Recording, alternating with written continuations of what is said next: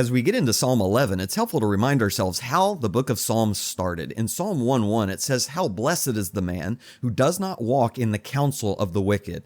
In Psalm 11, David is receiving wicked counsel that's coming from a place of fear and not from faith. And we don't know who's giving him this counsel or what life situation David is facing, but it could be that the counselor is looking at David's life and saying, look, you've been righteous and you've been serving God, but serving God is not serving you. Things don't seem to be working out well for you, so you should just run away and abandon God and flee as a bird to the mountain and abandon your moral principles. And David is not having it. Here he is rejecting the counsel of the wicked. One writer said, this psalm is faith's response to fear's counsel when the foundations of life are failing. And that's such a helpful concept, the idea of foundations there in verse 3.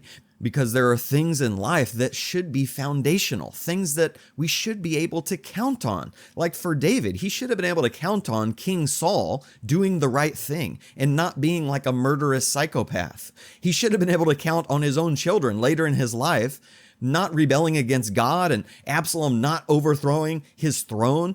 David's kingdom should have been foundational. And yet so many things that are foundational to us in this world slip away from us and fall apart. And that's when wicked counselors step in and start to tell us, hey, maybe you shouldn't be following God because it doesn't seem to be working out well for you. But David understood in this psalm, there's a higher plane of foundations. There are things in this world that seem foundational, but they're actually temporary. But if you look to the spiritual realm, there are higher foundations that can never be taken away, that can always be counted on. And he goes over those foundations in verses 4-7, that the Lord is in his holy temple and that he is seated on his throne in heaven and he sees all things and he tests people to determine the difference between the righteous and the wicked and to bring down judgment on the wicked and blessing on the righteous.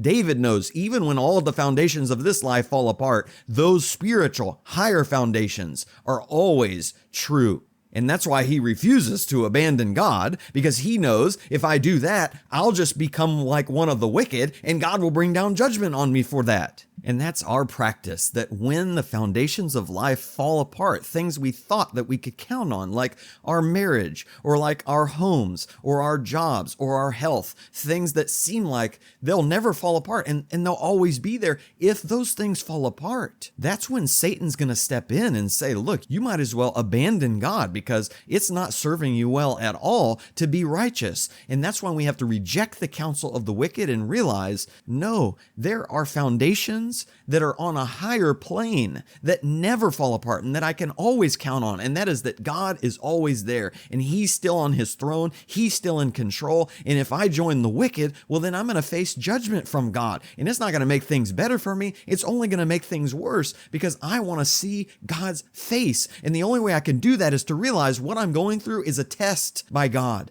that he's refining me right now and he's making me better through these trials to give me the hope of one day seeing him face to face. And that hope is only possible because when Jesus came, he rejected the counsel of the wicked. When he was out in the wilderness, he refused to abandon God and do things his own way. Later, when Peter said, you surely will not die, Jesus says, get behind me, Satan. And even in the Garden of Gethsemane, what's interesting is in Psalm 11 and verse 6, the judgment on the wicked is described as a cup.